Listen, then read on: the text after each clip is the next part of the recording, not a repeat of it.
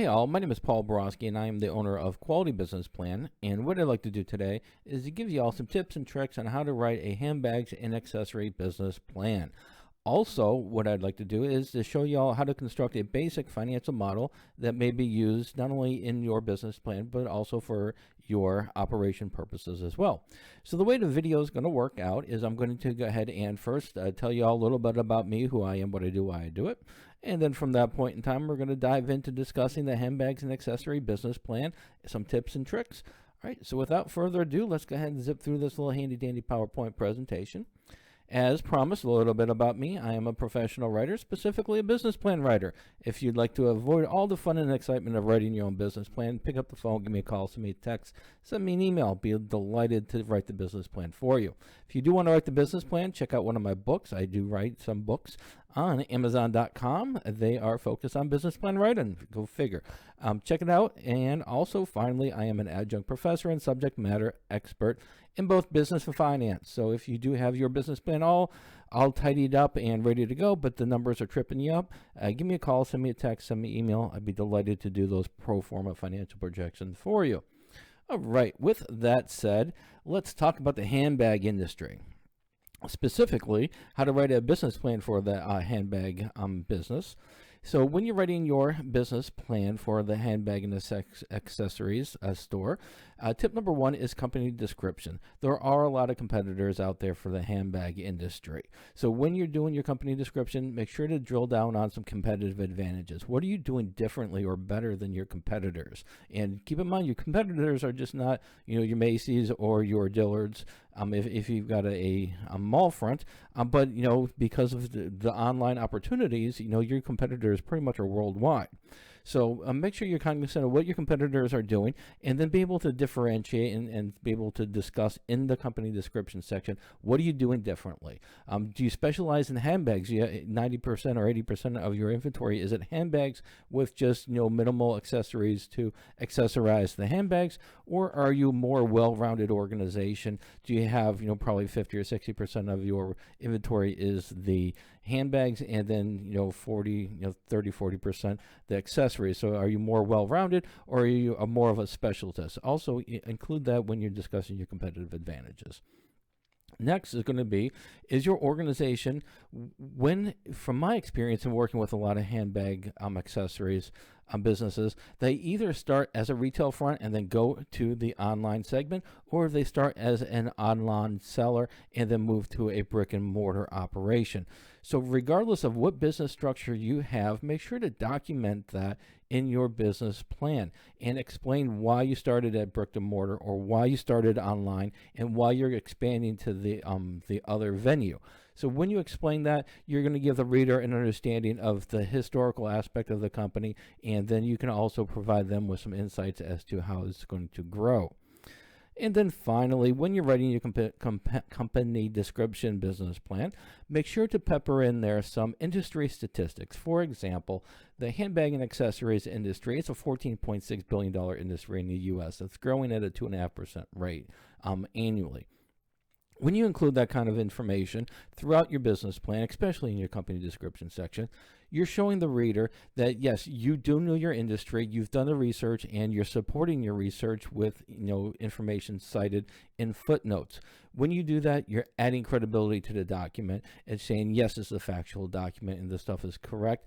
Also, you're adding credibility to yourself. You're saying, yes, I've done the research, I am an industry expert, and here is the proof of it. So make sure when you're doing your business plan, your company description, to include that information as well. All right, moving on to number two. The tip number two is your financial projections.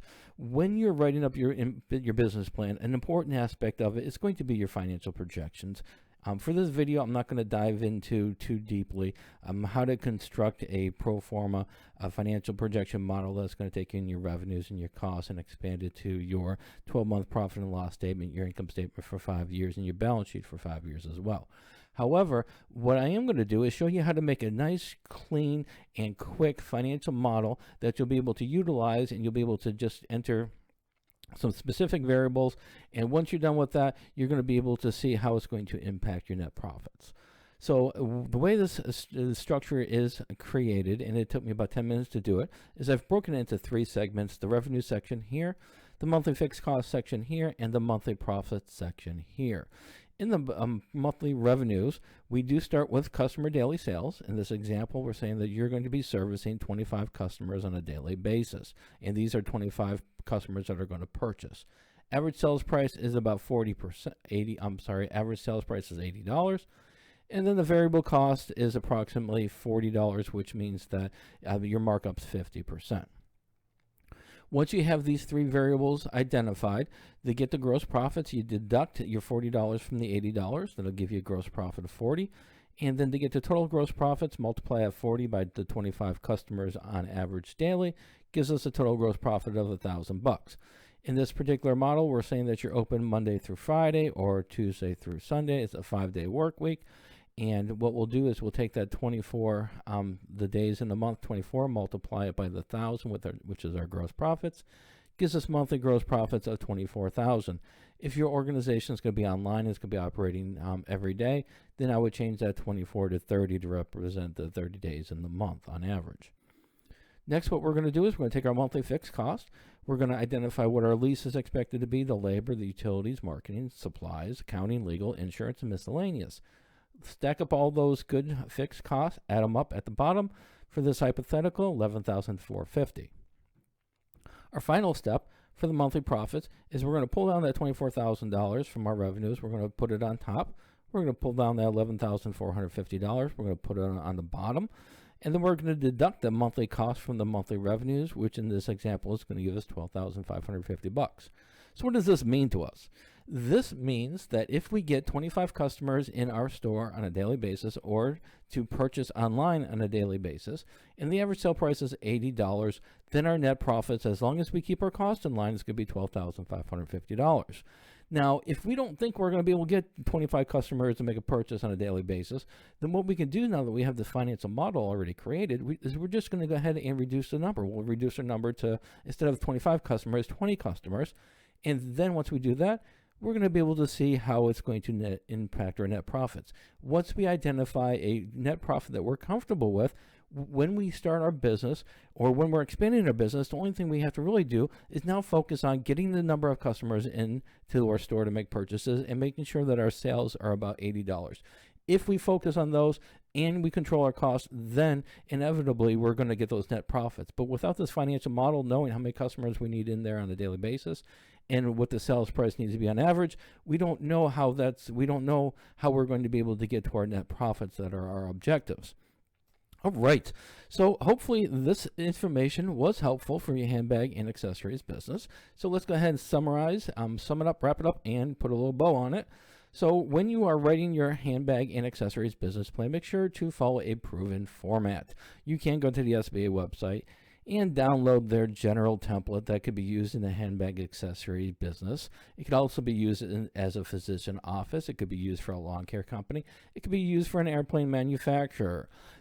You might spend more time trying to figure out what you need and what you don't need in that kind of a template as compared to just starting from scratch almost. So be careful when you're writing your handbag and accessories business plan. At least use some kind of a template that is aligned with your industry. Next, keep the start of the show as a business. All too often, I'll get a handbag and accessory or some other kind of business plan sent over to me to edit, and I'll take a look at it, and wow, they just tell me all their inventory and the sizes and the shapes and the colors and all the wonderful things that it's going to do. But what the business plan lacks is pretty much telling me what the business is going to do. You know, don't kill people with the so much information about your inventory and the sizes and the colors and all that good stuff that you never get to the nuts and bolts of the business.